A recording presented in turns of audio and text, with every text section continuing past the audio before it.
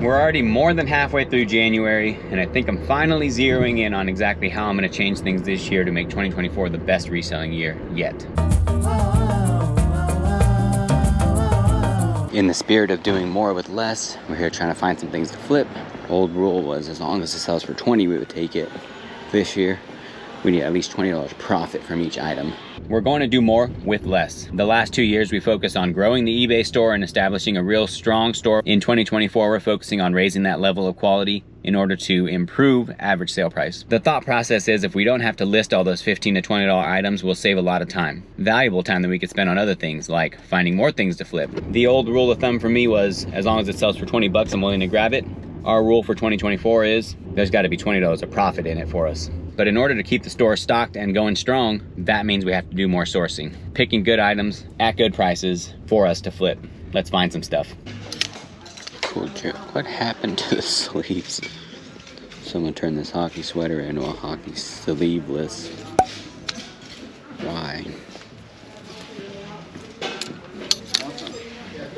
This isn't a real jersey. I've seen this one before. For the tags, it's a giveaway. See, here's something that'd be worth it. This would be, I think they do $8 for the long sleeves. This is Shetland wool LL Bean. It's made in China, so it's not like super old, but it's definitely older. See the tag there? Good quality, the zipper's great, and it looks toasty, so that's a pickup. This Under Armour Salient stuff does well. It's way different than regular Under Armour. Usually it has a kind of cool looking logo like that, reflective. But always checking the tag, it says Salient right there. It's like a recovery material or some other science-backed something, but this one's like got a neck and head cover. Here's the other logo that usually is on there. This can go for at least maybe 30, maybe 40. I've sold a shirt for 30, so we'll see.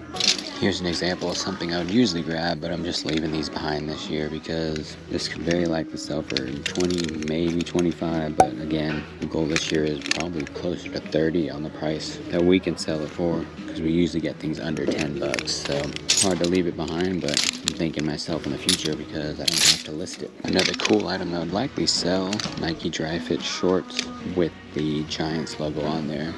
But obviously a quality thing that would sell maybe 30 to 40 bucks in store, only 15 or 20 on eBay, so not the profits we're looking for. These are a little peculiar. The material feels like a football jersey kind of, and this is like a really dense mesh. Warrior brand. I didn't know about it. I just had to look it up, and it's actually hockey shorts, so they're a little bit bigger. Obviously no pockets because you don't need pockets on the ice, and it has to be dense for in case you fall or slide or whatever. Unfortunately, not many sell used, and this color especially doesn't. It'd take a special team to need this, so I'm gonna leave these behind, but keep an eye out for these. They could be worth money. Guys, I can't get myself to leave these behind. The sell-through rate's too good. The profits are, again, I'll have to list it, and I'll get maybe 15 to 20 in profits, maybe.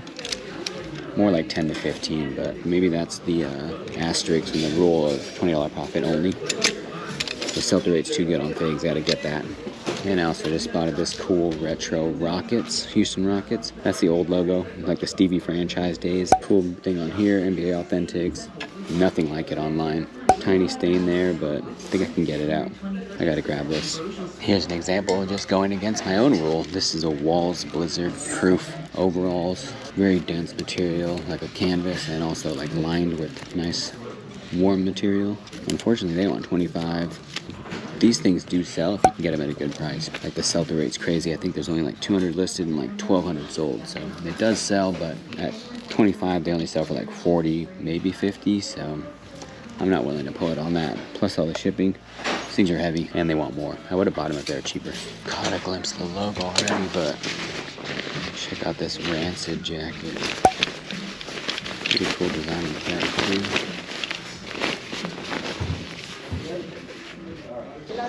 Another thing that just sells well for me, built confident enough in it to grab it, even though it'll probably go 25 bucks. Again, breaking the rule, but again, comps. To recognize this script back here, this Spirit jersey, Nerd Nation, pretty cool.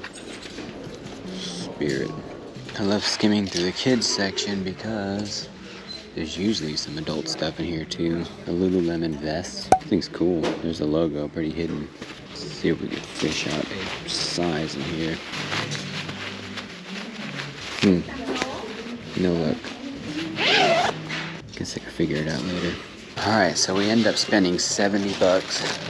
Only 2 of the items on a discount. So we don't really look for the color of the week anyways, but still a good amount of stuff in here. Pretty stoked with the outcome because I knew I was going to be picky in there. I only picked one thing that I didn't plan on, and that was the figs. And actually there was one more, the built shirt. I don't mind grabbing those things this time because I know that they sell, and they sell well for me. Even sometimes the comps look good on eBay, and I have trouble selling things like that sometimes. So things that I know sell for sure and I've actually sold and shipped out myself, I will definitely pick up. So that's going to be the loophole, I guess, or the asterisk in my rule of $20 profits only. I mean, it's going to be tough to stick to my plan of not picking up the little things or the easy flips, like the $10 to $15 flips, because I'm used to doing that. I've kind of drilled it into my head to do so. When I make these stops at these stores, I obviously find a couple of big hitters and big flips, but when you can supplement that with a couple of little flips, it usually obviously adds up on the profits. But because some of these trips I end up grabbing only the bread and butter stuff, that's the stuff that ends up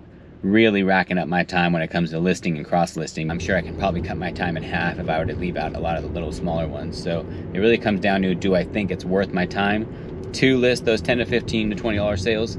And I don't think it is, especially now, because lately I've been looking for some hours for work of some sort just to kind of sprinkle in there and have some additional income coming in. So that's also been on my mind as far as like, how can I maximize my time? Not only do we like to go thrifting, but we like to flip stuff and find awesome things. I love to make these videos to share with you guys. I like making running videos, and I like running. So everything seems to kind of be working itself out.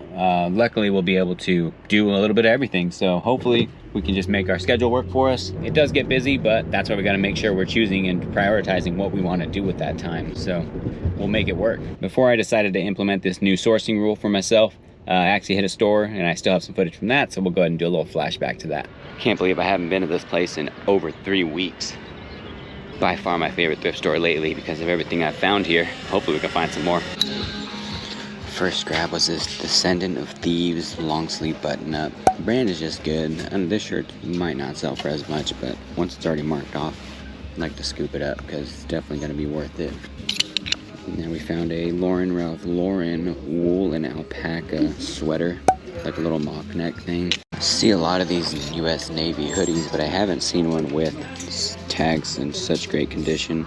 Made in USA. They already slashed the price a little bit, and 25% off. Gonna have to grab it, even though it's a small. And these are missing. Here's another Juventus jacket. I had bought one and actually sold it to my brother-in-law. He liked the way it looked, but it had a special Chinese New Year thing. This thing just looks kind of old, raggedy. This thing's falling off. That could stay. These aren't the hard-hitting sales, but they do sell. FedEx Express uniform polo, $2, so it'll be $1.50, and there's 3 of them. This one I'm gonna leave behind. Actually, I'm grabbing this too because it's a long sleeve. Smart wool is always a pickup. Gonna be off of that. Oh, there's a hole right in the middle. Bummer. This one's a bit of a long shot. Cal Lutheran's a small university out here, but they're in Thousand Oaks area, but I'm not sure if there's a market for it. But at $7, these Nike items sell for usually pretty well, even though it's specific. Hopefully someone will be looking for it. I like these old colorful jackets. It's like the inside tag had Downhill Racer on it. I'm gonna grab it, especially at $4. Not a lot of sold, but this one's very colorful compared to the ones that did sell, so I think I can get it. Quickly running through these before my camera runs out of battery. Here's a Nike Dry Fit USC polo, Trader Joe's uniform long sleeve, Crespi High School baseball, Retro Mexico Reebok shirt, Harley Davidson, Buck Mason. Here's a Harlem Globetrotters FUBU shirt. Ended up spending $60 on this big bag. Not bad.